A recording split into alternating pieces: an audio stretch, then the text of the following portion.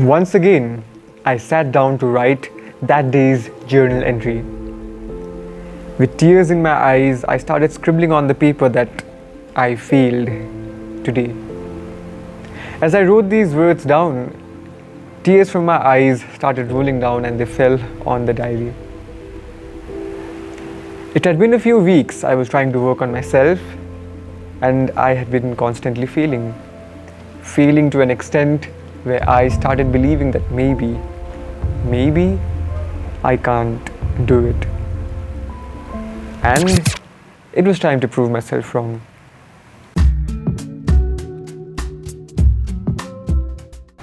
By now, my videos have been hammering this one particular idea so much.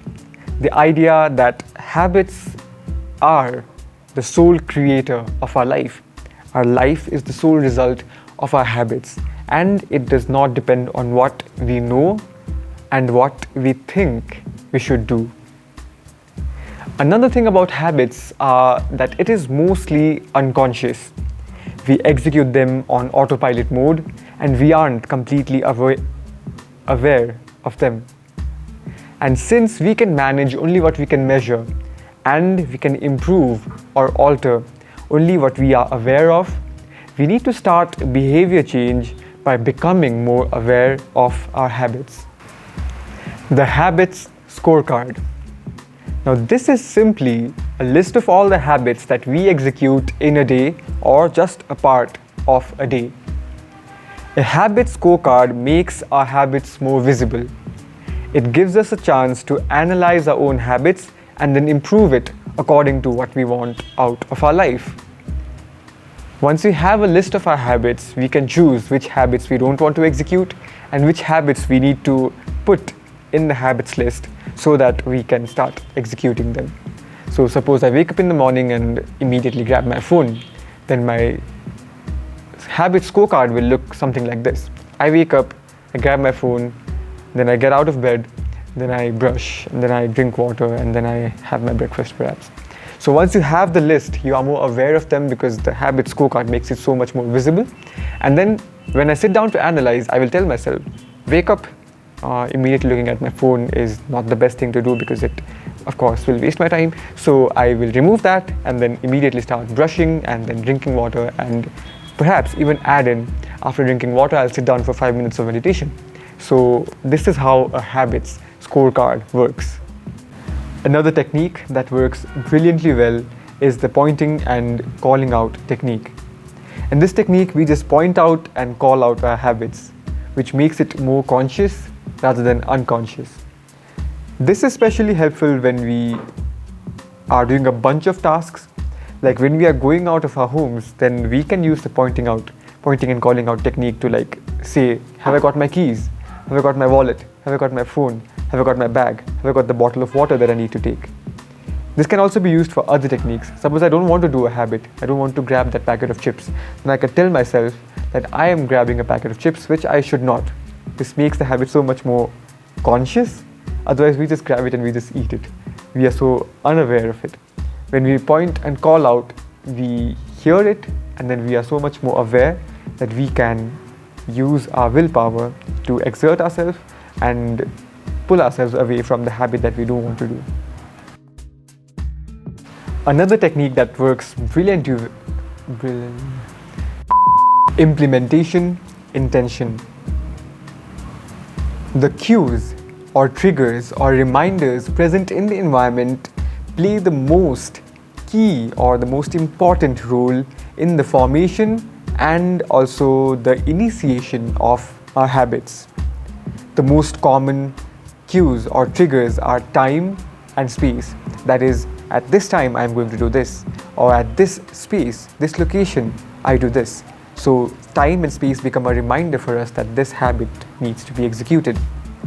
Implementation intention uses the two most common and two most important cues in our environment, which is time and space. The basic structure of implementation intention looks like this. I will behavior at time in location. For example, I will meditate, which is the behavior. I will meditate at 8:30 on the floor of my room. So that's the behavior, the 8:30 is the time, and on the floor of my room is the location. To make it more detailed, we could specify other details too, like for 5 minutes, the duration, and using this meditation app or using this technique of meditation. The more the details, the more exact the habit is, and less the ambiguity or confusion attached to the habit. Hence, more chances of it being executed.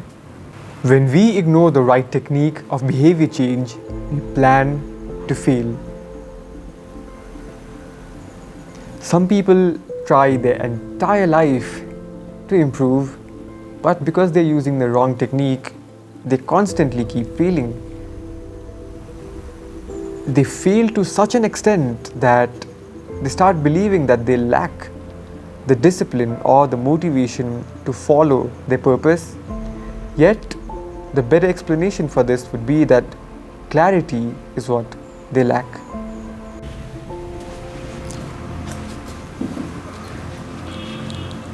People who use the technique of implementation intention to form their new habits have so much higher chances of sticking to their habits and making it a permanent one. This technique gives our habits a real time and space to live in the world. As soon as that time comes, that time of the day arrives, we are reminded of that habit. As soon as we enter that space where we execute that habit, we are reminded of that habit. So the habit lives at a particular time and a particular space in this world. The more detailed our implementation intention is, the less the task of decision making and the less confusion attached to that habit. Hence, explained as earlier, the habit has more and more and more chances of being executed the more it is detailed and specific. Habit stacking. Another technique similar to the implementation intention is called the habit stacking. In this one, as the name suggests, we stack our new habits on the old pre-existing ones. For example, every night, the one thing that we are sure to do is go to bed. Habit stacking works something like this. I will meditate for 5 minutes on the floor of my room before I go to bed. So here we stack the new habit of meditating every night for 5 minutes on the floor of my room with the old pre-existing habit of getting into bed.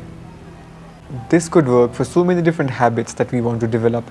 For example, if we want to get into doing a little bit of cardio every day, then we could have a habit stacking method implemented in such a way. For example, after getting freshened up every day in the morning, I will do 10 burpees. Or if we want to learn something new, then it could be like after I get home from college and change and freshen up, I will sit down to do the particular habit. For example, learn the new instrument that I want to. So this gives us a clear message that after this task is done, I need to get this done.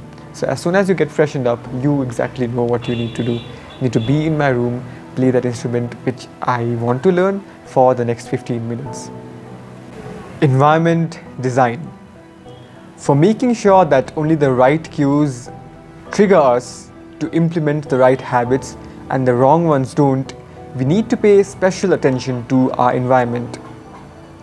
Environment design is an effective tool which helps us make the cues of our desired habits an important part of our environment. Environment design is about altering or changing our environment in such a way that the most important cues, that the most obvious cues in our environment are the cues of the habits that we want to develop in us. If you want to develop the habit of drinking more water, make sure to fill up multiple bottles first thing in the morning and place it in the spaces that you spend most time in. That way you'll be reminded to drink water continuously. For example, I have a bottle right here with me and I'm reminded to drink water.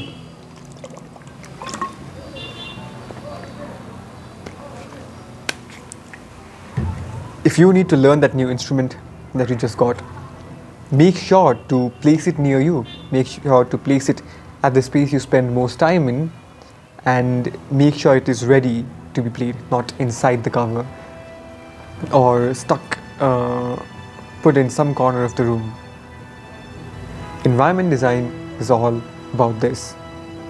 One step ahead of all of these small things is that we make sure that one habit has one particular space to live in. For example, you do one stuff in one place. Now, big homes and a lot of space is a luxury, but we can still have one action done in one corner of the room. Usually what we do is we make ourselves get into confusion about the space that we execute a particular habit in. For example, we sleep, we eat, and we also use social media on our bed. So what are we supposed to do on the bed? Are we supposed to sleep? Are we supposed to eat? Or are we supposed to use our phone? We usually get confused. Our brain, our unconscious part, usually gets confused. So, in order to design your environment in such a way that you are more productive, what we can do is we can choose one corner of the room for one particular task. So what we can do is we can eat on the floor, read at the table, and sleep on the bed, or use social media at the table and sleep on the bed.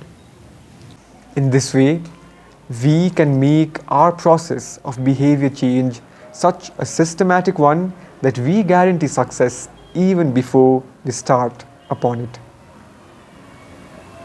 Use implementation intention to make use of the two most common and important cues, time and space. Design your environment in such a way that it supports your habits, the good ones which you want to build and which will guarantee that you reach the place in future which you want to reach. Become the architect of your world and not just a consumer of a world created by others. Hey guys, I hope you liked today's video. More such content coming up, which if you listen to and execute upon will surely help you improve in your own life. To watch them, to stick around and always be genuinely satisfied with who you are today, but not with who you can be tomorrow. This is Nikhil Om Shankar and you're watching NKS Nick.